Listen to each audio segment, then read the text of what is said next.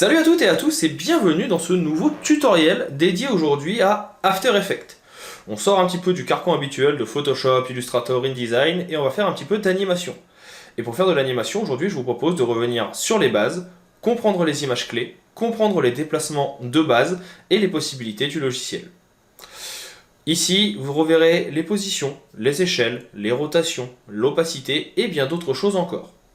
Si jamais vous avez des questions au cours de la vidéo, je serai bien sûr disponible dans les commentaires. Ce sera avec plaisir que je viendrai vous aider. Si la vidéo vous a plu, n'hésitez pas non plus à la partager, liker, commenter, voire même vous abonner. Ça permet à la chaîne de continuer à se développer. Dans tous les cas, j'espère qu'elle vous plaira. Je vous en souhaite un bon visionnage et je vous dis à tout de suite.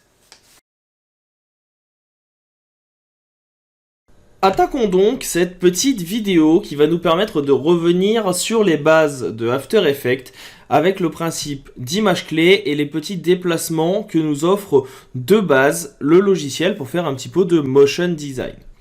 Pour ça, je suis donc sur mon interface, j'ai tout simplement créé une composition dont la taille est un format HD 16/9 classique. Je vais vous mettre les paramètres ici à l'aide d'un petit clic droit dans la partie projet. On est donc sur du 1920-1080, sur du 30 images secondes. Vous pouvez bien sûr changer cela avec du 25 ou du 24 si vous le souhaitez. D'ailleurs, on va se mettre sur du 30, ça sera beaucoup mieux. Et on a ici une durée de 30 secondes qui est un petit peu trop longue à mon goût. On est sur de la petite animation. On va rester sur du 0,5, ça me va très bien. On clique sur OK, on a notre interface qui est maintenant visible ici. Ici, on est zoomé à 100%. Vous pouvez bien sûr venir dézoomer au besoin avec le petit pointeur qui est en bas pour pouvoir voir un petit peu mieux vos frames. Ici, on est sur 1 seconde. Ici, on est sur 3, 2, etc., etc. Ça vous permettra de pouvoir placer plus facilement vos points d'ancrage suivant vos besoins. Pour commencer ce petit exercice, on va aller se chercher une petite balle. Donc, je viens en haut, je fais un clic gauche que je laisse appuyer et je choisis ellipse. En termes de couleur, je vais prendre quelque chose un petit peu bleu et je ne vais pas mettre de contour. Donc pour ça, vous pouvez choisir la couleur que vous voulez, mais surtout, vous pouvez mettre à 0. Une fois que c'est fait, on va tracer notre petite balle ici. Alors je l'ai fait un petit peu grande, je reprends mon outil de sélection et je vais réduire la taille. On appuie sur Shift pour garder ici l'homothétie. Et ce qui sert de référence, c'est le point qui est ici que l'on appelle le point d'ancrage. Pour rappel, si vous souhaitez le déplacer, il vous faudra utiliser le raccourci Y ou bien le bouton qui est ici. Et si jamais vous double-cliquez, vous voyez qu'il se remet au centre de votre élément, de votre espace de travail. Donc ça, il faut en tenir compte. Et si vous voulez le remettre au centre de votre objet, ici, vous appuyez sur CTRL et vous double-cliquez sur le bouton. Ça vient le recentrer. On va venir ensuite réappuyer sur V pour reprendre notre outil de sélection. Et on va mettre notre petite balle ici. Comment fonctionne l'interface de base de After Effects? Vous avez, dans la partie qui est ici, à côté de la timeline, votre calque. On va appuyer sur la touche entrée, on va l'appeler balle. Cette balle, on va pouvoir venir la déplacer. Pour cela, on va utiliser tout simplement ce que l'on appelle donc les images clés. Deux possibilités, soit la partie contenu, qui contient donc notre ellipse, soit la partie transformée. Vous pouvez voir qu'à partir de la partie transformée, vous avez des petits chronomètres. On en reparlera juste après. Et dans la partie ellipse, si vous ouvrez par exemple ici tracé de l'ellipse, contour, fond ou transformé, vous avez aussi ces petits chronomètres. Sur le tracé de l'ellipse, vous pouvez venir faire des changements, ça va permettre de modifier la taille de celle-ci. On vient ici modifier non pas toute l'ellipse, mais uniquement ici la taille qui est donc qui contient du bleu. Vous pouvez modifier également la position. Donc le deuxième point est en Y, le premier est en X, donc à gauche et à droite. Si vous venez ouvrir contour, plein d'options sont perméables et accessibles ici aussi. Par exemple, la largeur du contour que vous pouvez venir augmenter, la couleur que vous pouvez venir modifier, ou encore différentes extrémités. Aujourd'hui, on ne va pas traiter de ces éléments, on va plutôt être sur les déplacements. Dans la partie fond, vous retrouvez également les couleurs, l'opacité et bien d'autres paramètres. Quant à transformer ici, vous retrouvez les options liées à l'ellipse, ici avec l'opacité, la rotation, l'axe oblique, donc qui va permettre de pouvoir venir, par exemple, si vous venez l'augmenter, eh bien le fait de la tournée d'axe, l'inclinaison pour venir modifier l'effet, l'échelle, la position. Ça, c'est pour l'ellipse. Il faut savoir que quand on a un objet qui est tracé, comme notre balle ici, vous pouvez venir dans un même objet mettre plusieurs ellipses, plusieurs balles, plusieurs formes. Et le fait de venir transformer directement dans la partie ellipse fait que si vous en impactez une, vous n'impactez pas les autres. Si vous souhaitez impacter les deux ellipses en même temps, vous devez aller dans la partie transformation. Et ici, vous voyez que ça va impacter le tout. La rotation de chacune, vous avez l'échelle de chacune, etc., etc. Et encore une fois, la transformation se fera à partir du point d'ancrage qui est ici. Et il ne peut pas y avoir deux points d'ancrage quand vous venez d'en transformer. Il n'en prendra qu'un seul. Le raccourci de tout à l'heure, qui était CTRL et double-clic sur l'outil point d'ancrage, fonctionne également. Le principe sera le même que vous veniez travailler dans transformer ellipse ou dans transformer global. Nous, on va venir ici supprimer une ellipse. On va ne travailler que sur une seule. On va travailler sur celle qui est en bas. En termes de paramétrage, vous avez point d'ancrage, qui va nous permettre de pouvoir venir, comme son nom l'indique, déplacer notre forme par rapport au point d'ancrage d'origine.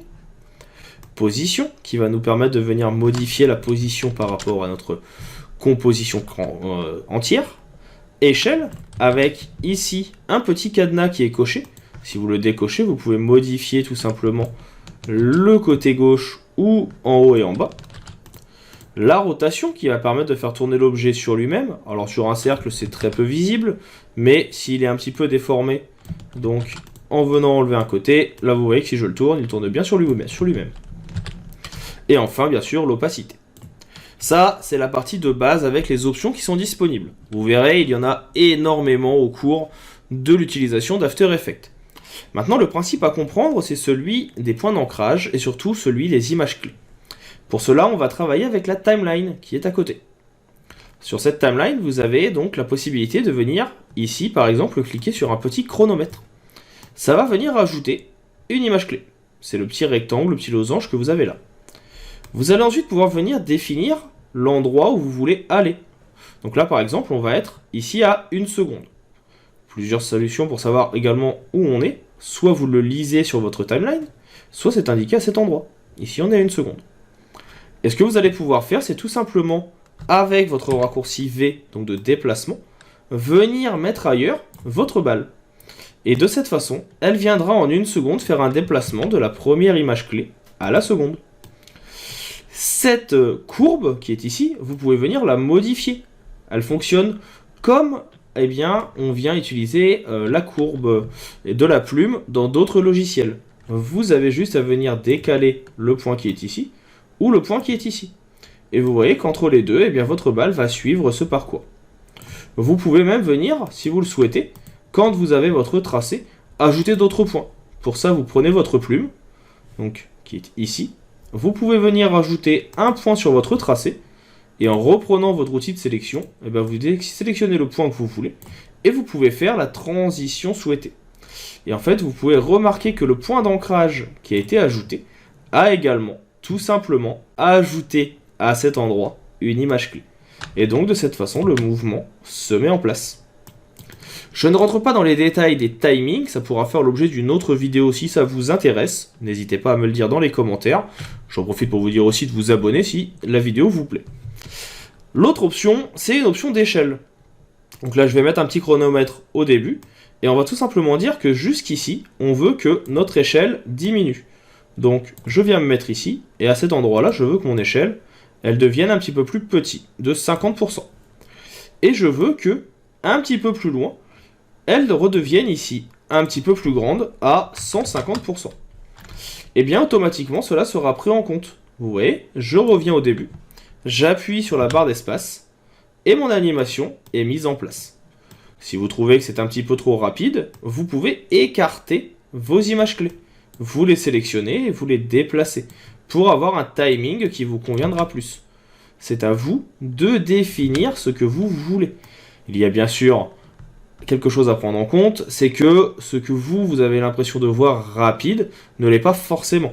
Donc il y a aussi plein de tests à mettre en place pour avoir quelque chose qui vous conviendra très bien. Mais là, vous voyez que tout de suite, on a ici notre petite animation. L'animation suivante, ça sera donc rotation. on peut très bien venir dire qu'on veut qu'entre le point d'origine et le point final, eh bien, la petite boule que nous avons fasse deux choses. Soit on peut faire ici x fois quelque chose. X fois quelque chose, c'est le nombre de tours qu'elle va faire sur elle-même. Par exemple, je peux demander qu'entre le début et la fin, la balle fasse un tour sur elle-même. Alors ici, on ne le voit pas très bien, tout simplement parce que, eh bien, tout est de la même couleur, mais elle fait bien un tour sur elle-même. Pour vous le montrer, je vais aller ici dans Fond. On va mettre ici un petit chronomètre sur couleur, et je vais venir me mettre à la fin. Et à la fin, je vais venir mettre ici, par exemple, du vert. Et si maintenant je regarde mon animation, eh bien on peut voir que la couleur va changer, et normalement, le changement de couleur montre un petit peu plus l'animation. Si jamais vous voulez vraiment le voir, n'oubliez pas, on peut aussi traiter l'échelle. Donc là, on va se remettre au bon endroit. Je reprends mon échelle, et je vais lui dire qu'en fait, sur ma dernière frame, on veut que ça soit un peu plus haut. Et là, en fait, vous allez voir le mouvement qui va se mettre en place, et on aura bien cet effet d'animation qui sera visible, et en plus, on a bien notre transition. L'autre possibilité de rotation ici, c'est ce petit outil, là, ce petit bouton, avec un niveau de degré. Et en fait, ça veut dire tout simplement qu'entre deux points, vous allez pouvoir venir définir ici un angle. Donc nous, on a dit qu'entre le premier et le dernier, on veut qu'il fasse un tour sur lui-même. Et là, on peut très bien dire que sur ce tour sur lui-même, il faut quand même qu'arrivé ici, il ait fait au moins 292 degrés. Donc ça veut dire qu'il va tourner beaucoup plus vite au début, et beaucoup plus lentement à la fin. Ou au contraire, on peut venir ici lui dire qu'au début, il devra n'avoir fait que 23 degrés de différence, ce qui fait que l'animation finale sera beaucoup plus grande. Donc ce sont des éléments qui sont à prendre en compte pour avoir quelque chose d'adéquat dans votre composition. Et enfin, le dernier élément assez classique, c'est l'opacité. Vous avez juste à venir ici, eh bien, définir de l'opacité. Donc là, on va descendre pour revenir à la fin à 100%. Et de cette façon, eh bien, on va avoir notre animation qui va se mettre en place, qui va nous permettre de récupérer notre élément. Et vous pouvez même venir ici un petit peu plus loin, par exemple ici quelques frames après, remettre le tout à la bonne taille. Donc là, je suis venu ajouter une frame manuellement, on a notre déplacement, et là, donc vous voyez qu'il vient se replacer à la bonne taille à la fin, plus ou moins vite. Et ainsi, on a pris en main les différents outils d'animation de base pour pouvoir bien comprendre le principe de timeline et bien comprendre le principe d'image clé de After Effects. J'espère que ce tutoriel vous aura été utile et vous aura permis de bien comprendre comment fonctionne l'interface. Si jamais vous avez des questions, ça sera avec plaisir que je viendrai y répondre. Si jamais il y a certaines choses que vous n'avez pas forcément compris ou que vous souhaitez des tutoriels spécifiques à un effet sur l'outil, n'hésitez pas à m'en faire part. Encore une fois, je réponds en général assez vite.